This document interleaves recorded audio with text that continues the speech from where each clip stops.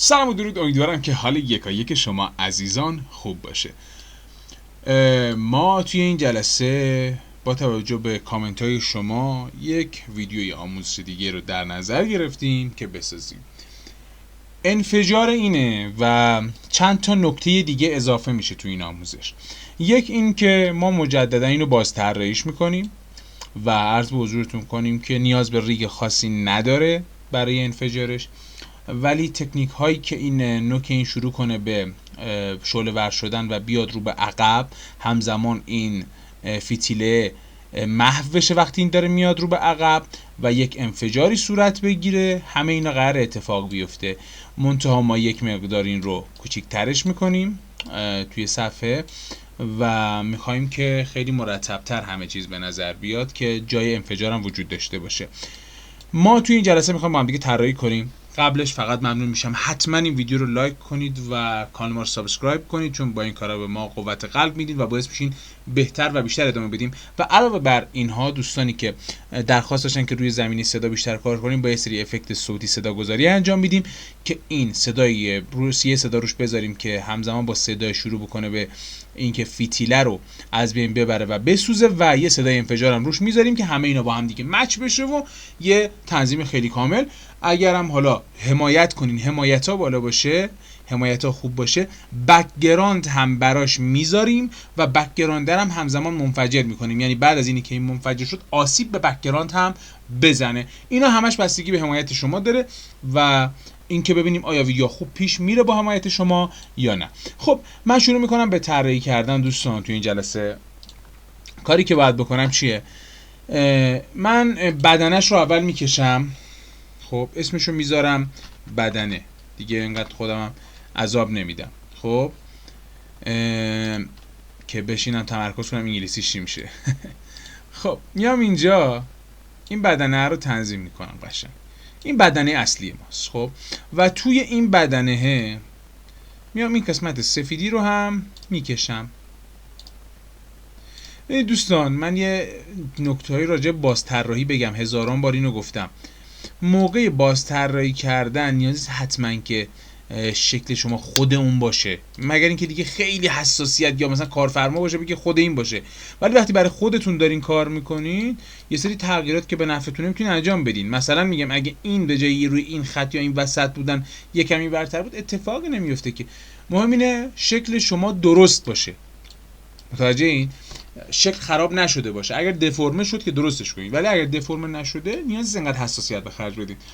من یک وکتور دیگه میسازم برای این قسمت سر این بمبه. خب این سرشو من میام اینجا تمیز طراحی میکنم. فتیله باید لایش جدا باشه، دقت کنید به این مسئله. این قسمت داخلیش هم من میکشم و این قسمت سر بمب رو من مرتبش میکنم. ببینید به همین سادگی. این شلختگی های توی استروکش هم خب خودتون میدونید دیگه، ما بارها اینا رو تمرین کردیم، الان هم مجددا تمرین میکنیم که از ذهنتون نره. خب من این قسمت سر اینم طراحی کردم و میرسیم به قسمت فتیله. من اسمش هم فتیله میذارم. خب شروع میکنم به طراحی کردنش. سر هر کدوم از این بندا یه خط میذارم که موقعی که میخوام وصلشون کنم شکل منو به هم نزنن. دوستان این قسمت فشفشه نوکش رو طراحی نمی کنم تا بعدم بهش برسیم و به صورت جداگانه من اینو طراحیش کنم با یه سبک دیگه، چون ازش خوشم نیومد. واقعیتش باب میل من نبود، چیز خیلی قشنگتر و حرفه‌ای‌تری مد نظرم هست و حالا بهتون توی قسمت بعد توضیح میدم چه چیزی مد نظرمه برای این مسئله. من میام اینجا خطوط مابین رو هم، حالا گفتم نمیخوام حتما رو خط خودش باشه، میکشم. توی طراحی زیاد به خودتون سخت نگیرید، فقط دقت بالا داشته باشید که شکل خراب نشه. اگر نمیگم تغییر توی شکل باشه زیاد مهم نیست. خب من اینو الان رسمش کردم به همین سادگی، توی سریعترین زمان ممکن شکل ما رسم شد.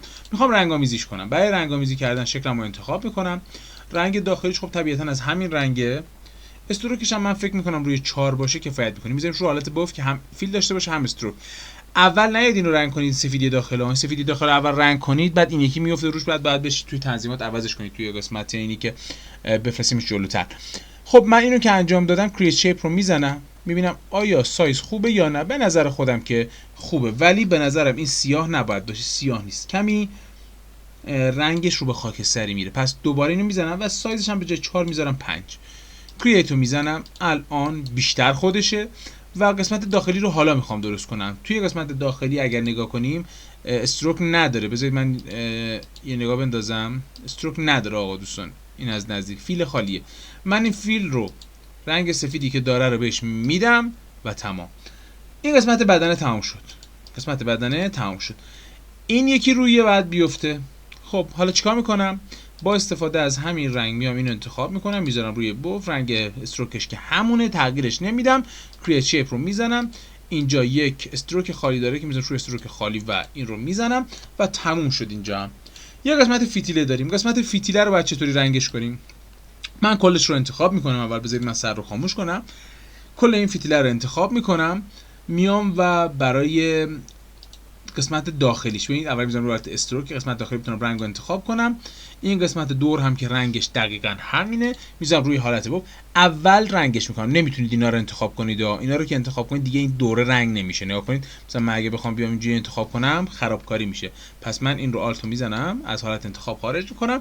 اول این رو رنگ میکنم با اون چیزی که مد نظرمه.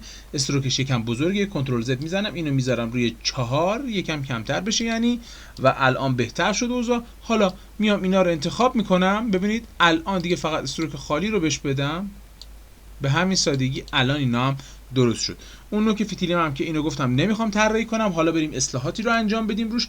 ببینید دوستان، من اگر بیاین نگاه کنیم اینجاها یه سری، بذارید من دونه دونه اول بررسی کنم. فتیله که درسته همه چیز، اصلا نیاز به تغییر خاصی نداره. ببینید تقریبا خودش هیچ مشکلی نداره.